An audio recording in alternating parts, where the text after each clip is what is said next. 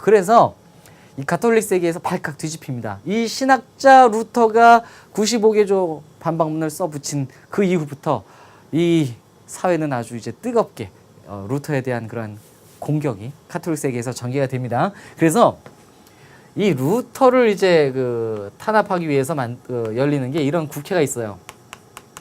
보름스 국회입니다. 당시 신성 로마 제국에서 열린 이 국회인데요. 이 보름스 국회에서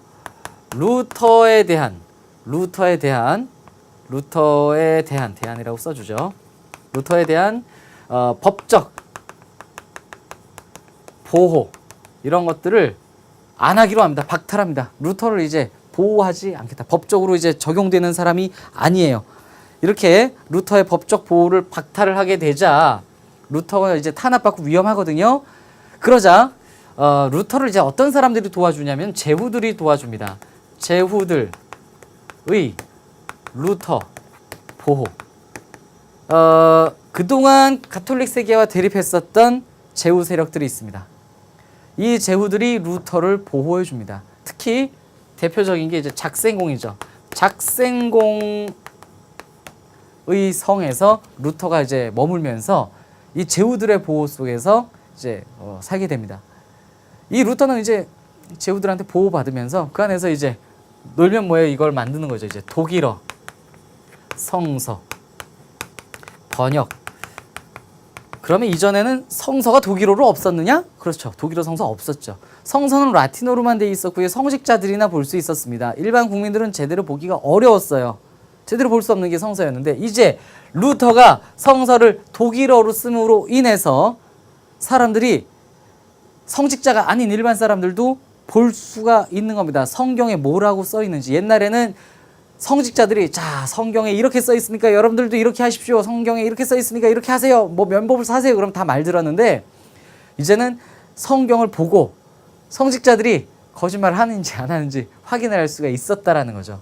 이래서 근대 독일어 성서의 독일어의 발전을 일으켰다라고 얘기하는 것도 이제 여기에 해당이 되는 건데요. 루터가 라틴어로 되어 있는 성경을 벗어나서 일반 사람도 읽을 수 있는 성서를 만들고 있었다라는 이러한 모습.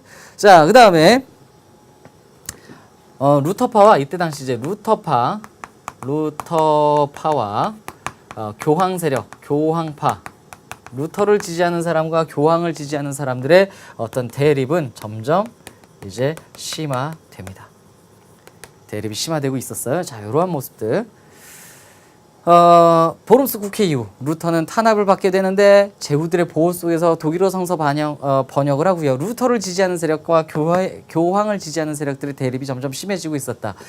그래서 루터를 지지하는 제후들이 많고요. 또 교황을 지지하는, 교회를 지지하는 그런 제후 세력들도 많이 있었습니다. 그런데 이때 요 아래 써야 되는데 칸이 없으니까 제가 일로 옵니다. 저 아래 들어가야 되는데 이때 농민전쟁이 발발해요. 농민전쟁 발발. 농민들이 반란을 일으켰어요. 농민들의 요구사항은 뭐냐면은요. 농노제와 교회세 이런 거 폐지해달라는 게 이들의 주장입니다. 폐지 요구. 자, 대부분 많은 사람들이 농노였을 테니까 농노제 싫잖아요. 그 다음에 교회 다니는 크리스트 교도들한테 세금을 걷게 한 게 교회세예요. 여러분들 유럽에 아직도 여러 나라는 교회세가 남아 있습니다. 오늘날은 그래서 교회를 위해 세금을 내요. 유럽의 이 몇몇 나라들을 보면요. 교회를 국가가 관리합니다. 참 좀 독특하죠. 우리나라와는 참 달라요. 예전에 이제 이 교회가 그 정부에 이제 기증되는 형태예요. 정부로 다 넘어가서요. 교회가 이제 정부가 그 교회한테 목사님한테 이렇게 돈을 줘요. 돈을 주는데 그 돈을 이 세금으로 충당을 하는 겁니다. 그래서 교회에 다니는 사람들이 또는 자기 종교에 따라서 국가에 세금을 내면 이 종교에 있는 사람들을 세금을 받아서 국가가 신도 숫자대로 나누기를 합니다. 그래서 가톨릭교 얼마, 저희 개신교 얼마, 이게 나눠요. 나눠서 그들에게 줍니다. 세금을 나눠줘요. 그래서 목사님이 정부의 월급을 받는 그런 공무원과 같은 틀을 갖고 있는 나라들이 있습니다. 참 독특해요. 그런데 이 교회 다니는 사람들한테 세금 내는 거 이거 폐지해 달라. 지금 이제 교황의 권위가 떨어지고 이러면서 이 농민들이 이런 주장을 하는 겁니다.